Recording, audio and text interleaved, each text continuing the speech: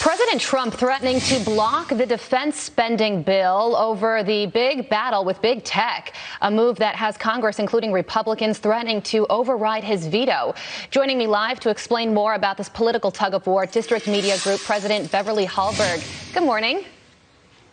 Good morning. Okay, so President Trump is threatening to veto this defense spending bill that includes pay raises to military unless Section 230 is repealed, which essentially protects Facebook and Twitter from getting sued over things that other people post on their sites.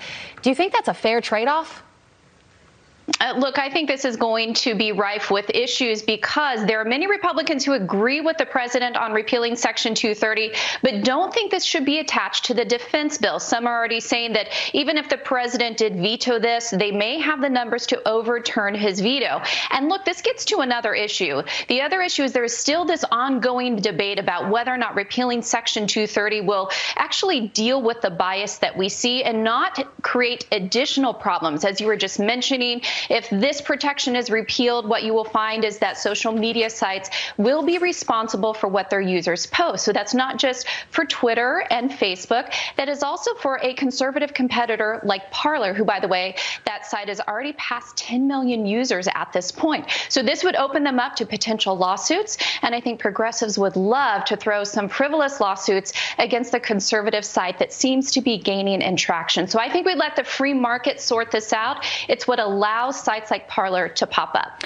Yeah, you know, if you take away that legal protection, that's so true. Take away that protection from social media companies that makes it so that they don't get sued so easily. Facebook and Twitter and Parler, they're just going to have to start ripping down posts more than they are now. So it could have sort of an adverse effect. So if you're a conservative and you feel like Facebook and Twitter is targeting conservatives and treating them unfairly, what's the solution if not appealing Section 230? Yeah, so first of all, conservatives are being treated unfairly. So these are valid criticisms. I understand why conservatives are frustrated. I am myself. But once again, do you really think that government getting involved even more and allowing lawsuits to take place is going to solve the problem? And another point I would like to address here is that one of the reasons why conservatives have a voice these days is they've gotten around traditional media to use social media sites. We want those sites to pop up. This could potentially limit it. And I always find it ironic that people criticize Twitter on Twitter. So just keep that in mind. As if you think Twitter needs more regulation, at least Twitter allows you to vocalize your complaints on their site. So true. Beverly, you're making a lot of sense. Thanks so much for joining us. We appreciate it. Thank you. Okay.